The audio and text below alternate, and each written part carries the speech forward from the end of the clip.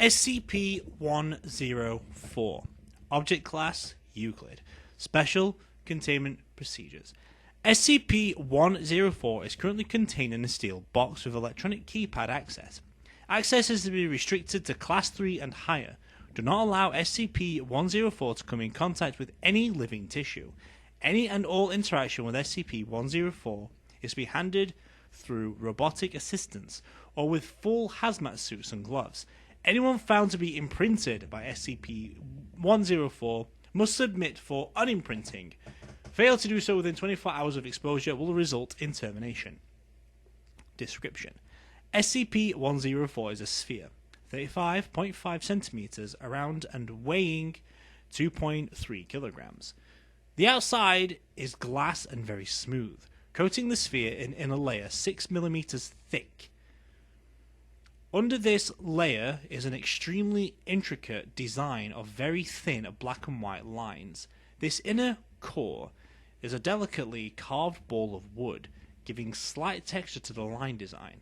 The design itself is unimaginably complex and seems to form something of a Rorschach test, as all viewers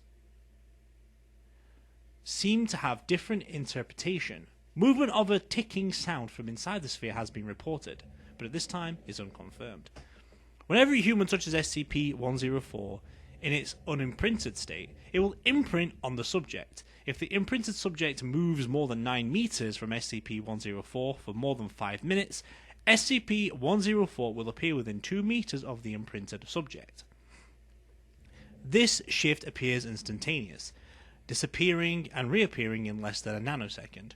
Regardless of distance or intervening objects, every hour that the subject remains within 9 meters of SCP-104, it will move 1 foot closer to the subject until it is touching the subject. When SCP-104 is touching its imprinted subject, it will not attempt to move closer. SCP-104 will not exhibit this behavior to non-imprinted subjects and will only imprint to one subject at a time.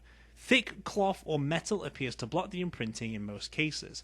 Testing of SCP-104 with multiple instances with SCP-1680 suggests this imprinting is not genetically based, as SCP-104 does not change behaviors when faced with multiple genetically identical subjects. SCP-104 also appears to be indestructible, in that it always appears whole and undamaged after reappearing, even after being crushed and incinerated. SCP-104 will reappear whole and undamaged if its imprinted subject is outside of its minimum range for more than 5 minutes. SCP-104 causes paranoia and anger in most subjects, but this is not an effect of the sphere, as some who, wholly unaffected by the constant presence of SCP-104, is slightly annoyed at times.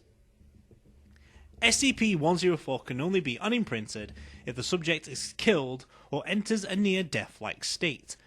SCP-104 will then enter its unimprinted state until touched. Thick gloves appear to block the imprinting process, as long as they are more than 13 millimeters thick. SCP-104 was recovered in a flea market from a man carrying it in a bowling bag.